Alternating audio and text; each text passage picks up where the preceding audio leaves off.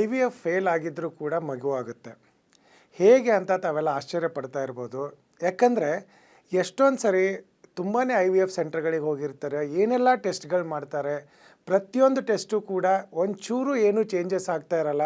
ಆದರೂ ಕೂಡ IVF ಸೆಂಟ್ರಲ್ಲಿ ಹೇಳ್ತಾರೆ, ನಿಮ್ಮದು ಸ್ಪರ್ಮ್ ಚೆನ್ನಾಗಿದೆ, ಪರವಾಗಿಲ್ಲ, ಇದರಿಂದನೇ ನಾವು ಸ್ವಲ್ಪ ವಾಶ್ ಮಾಡಿ ಅದನ್ನು ಗ್ರೇಡ್ ಚೆನ್ನಾಗಿ ಮಾಡ್ಕೊಂಡ್ಬಿಟ್ಟು ಇದರಿಂದ ನಾವು ಎಂಬ್ರಿಯೋಸ್ ಮಾಡಿಬಿಟ್ಟು ನಿಮ್ಮನ್ನು IVF ಮಾಡ್ತೀವಿ ಅಂತ ಫಸ್ಟ್ IVF ಮಾಡ್ತಾರೆ, ಸಕ್ಸಸ್ ಆಗೋದಿಲ್ಲ. ಸೆಕೆಂಡ್ ಮಾಡ್ತಾರೆ, ಥರ್ಡ್ IVF ಮಾಡ್ತಾರೆ. ಎಷ್ಟೆಲ್ಲ IVF ಮಾಡಿದ ಮೇಲೆ ಕೊನೆಗೆ ಬರೋದು ಒಂದೇ ಒಂದು ಕಟ್ಟಕಡೆಯ ಪ್ರಶ್ನೆ ಅಂದರೆ ನಿಮ್ಮ ಸ್ಪರ್ಮಿಂದ ಮಗು ಆಗೋದಿಲ್ಲ, ಸೊ ಡೋನರ್ ಸ್ಪರ್ಮಿಗೆ ಹೋಗಬೇಕು ಅಂತ. ಆವಾಗೇ ತುಂಬ ಜನ ಹೆದರ್ಕೊಂಡ್ಬಿಟ್ಟು ಇನ್ನೆಲ್ಲಿದೆಯಪ್ಪ ಅಂತ ಅಲ್ಲಿ ಇಲ್ಲಿ ಹುಡ್ಕಕ್ಕೆ ಶುರು ಮಾಡ್ತಾರೆ. ಸೊ ಇನ್ಮೇಲೆ ನೀವು ಆ ಥರ ಫೇಲ್ ಆಗಿದ್ದರೆ IVF ಹೆದರ್ಕೊಳ್ಳೋದು ಬೇಕಾಗಿಲ್ಲ. ನಾವು TV9 ಜೊತೆ ಸೇರಿ ಶತಾಯು ಆಯುರ್ವೇದದಿಂದ ನಿಮ್ಮೆಲ್ರಿಗೂ ಅನುಕೂಲ ಆಗಲಿ ಅಂತ ವಿಡಿಯೋ ಮಾಡ್ತಾ ಇದ್ದೀವಿ. ಇದನ್ನು ಕರೆಕ್ಟಾಗಿ ತಿಳ್ಕೊಳ್ಳಿ, ನಿಮಗೆ ಅರ್ಥ ಆಗುತ್ತೆ. ಫೇಲ್ ಆಗಿದ್ದರೂ ಕೂಡ IVF ಫೇಲ್ ಆಗಿದ್ದರೂ ಕೂಡ ಮಗು ಹೇಗೆ ಪಡ್ಕೋಬೋದು ಅಂತ.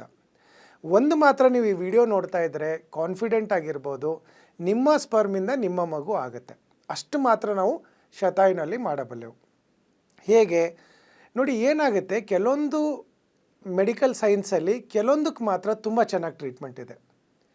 ಇನ್ನು ಕೆಲವೊಂದು ಮೆಡಿಕಲ್ ಸೈನ್ಸಲ್ಲಿ ಈಗ ಆಯುರ್ವೇದ ಇರ್ಬೋದು, ಯುನಾನಿ, ಹೋಮಿಯೋಪತಿ, ಇದರಲ್ಲೆಲ್ಲ ಕೆಲವೊಂದು ಕಾಯಿಲೆಗಳಿಗೆ ತುಂಬ ಚೆನ್ನಾಗಿ ಟ್ರೀಟ್ಮೆಂಟ್ಗಳಿದೆ. ಈಗ ತಾವು ನೋಡ್ತಾ ಇರ್ಬೋದು, ಹೋಮಿಯೋಪತಿ ಅಂದ ತಕ್ಷಣ ಅಲರ್ಜಿ ಅಥವಾ ಈ ಕೋಲ್ಡು ಅಂಥದ್ದೆಲ್ಲ ಬಂತು ಅಂದರೆ ಎಲ್ಲರ ತಲೆಯಲ್ಲಿ ಫಸ್ಟ್ ಬರೋದು ನಾವು ಹೋಮಿಯೋಪತಿಗೆ ಯೂಸ್ ಮಾಡೋಣ ಅಂತ. ಅದೇ ಥರ ಈ ಥರ ಇನ್ಫರ್ಟಿಲಿಟಿ ಬಂತು ಅಂದರೆ ಅದರಲ್ಲೂ ನಾವು ಶತಾಯುನಲ್ಲಿ 125 ವರ್ಷದಿಂದ ಬರೀ ಮಕ್ಕಳಿಲ್ಲದೆ ಇರೋರಿಗೆ ಔಷಧಿ ಕೊಡ್ತಾ ಬರ್ತಾ ಇರೋದ್ರಿಂದ ನಾವು ಈ ಥರ ಫೇಲ್ ಆಗಿರೋ IVFಗೆ ಶಾರ್ಟಾಗಿ ರಿಸಲ್ಟ್ ಕೊಡ್ತಾ ಇದ್ದೀವಿ.